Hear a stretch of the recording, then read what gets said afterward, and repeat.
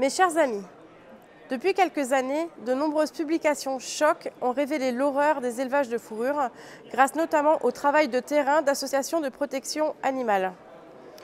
Au-delà de l'horreur de l'abattage de pauvres bêtes uniquement à des fins d'utilisation de leur peau, les conditions d'élevage sont honteuses et indignes. Plus généralement, il peut exister dans l'industrie textile de légitimes polémiques sur certaines méthodes de prélèvement de la laine ou de certaines peaux. C'est principalement le cas dans les pays où les normes sanitaires, environnementales et sociales sont moindres et où la considération pour la vie animale n'est pas prioritaire.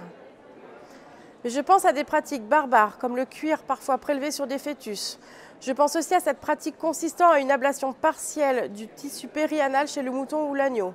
Je pense aussi à la trappe des coyotes qui servent à la fourrure chez certaines marques, dont d'ailleurs un député socialiste qui se prétend écolo est manifestement client.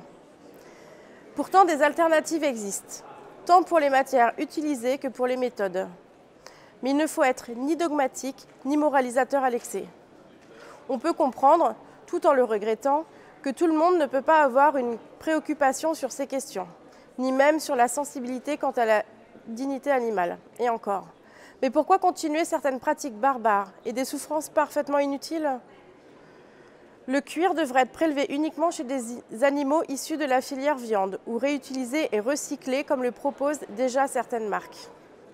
La laine devrait être prélevée sans souffrance et sans mutilation. Quant à la fourrure, elle vient quasiment uniquement d'animaux abattus pour cette seule raison, sans même qu'ils soient issus du circuit alimentaire. C'est la raison pour laquelle je suis convaincue que les élevages de fourrure doivent purement et simplement disparaître.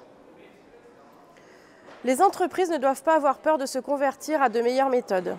Les clients sont en demande et au-delà de l'aspect moral, il peut y avoir un évident intérêt économique, commercial et social. Il faut sensibiliser, éduquer, révéler. Il faut que le consommateur puisse avoir le choix et acheter en parfaite connaissance de cause.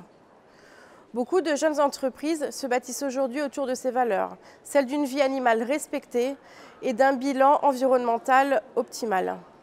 Les entreprises françaises s'en sont même fait des pionnières et des spécialistes ont émergé ces dernières années. Elles proposent des matières animales prélevées sans souffrance ou des matières végétales, synthétiques ou recyclées, conçues de manière tout à fait responsable et à l'impact écologique moindre. L'excellence française dans l'artisanat et le haut de gamme peut tout à fait se conjuguer avec des modes responsables et éthiques. C'est aux législateurs et aux consommateurs d'encourager les bonnes pratiques et de mettre fin à ces mauvaises pratiques. C'est la raison pour laquelle j'encourage à l'achat de vêtements majoritairement produits par des marques françaises et le plus possible fabriqués en France. Là encore, le localisme prouve qu'il est le modèle économique le plus vertueux et qui correspond à un maximum de préoccupations. Là encore, nous sommes les seuls à réellement le défendre. Je vous remercie.